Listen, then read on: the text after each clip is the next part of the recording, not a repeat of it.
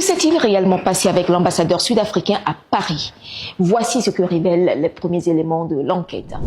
L'ambassadeur Emmanuel Natim Tetouan, âgé de 58 ans, a été retrouvé mort mardi dans la cour intérieure d'un hôtel après avoir sauté du 22e étage du bâtiment, selon la police. Mardi, les autorités sud-africaines ont salué la mémoire d'un homme qui a servi dignement son pays pendant 15 ans dans les domaines du sport, des arts et de la culture ainsi que de la police.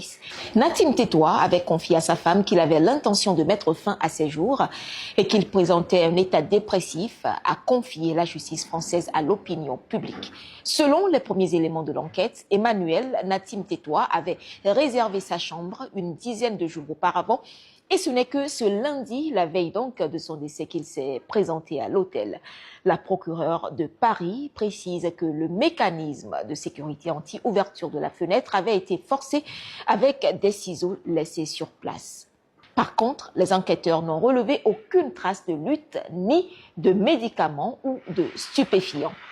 La justice française penche donc pour un acte volontaire sans intervention d'une personne tierce. Elle ajoute que si cette hypothèse est confirmée, l'enquête va simplement permettre de recueillir tout élément à la compréhension des faits.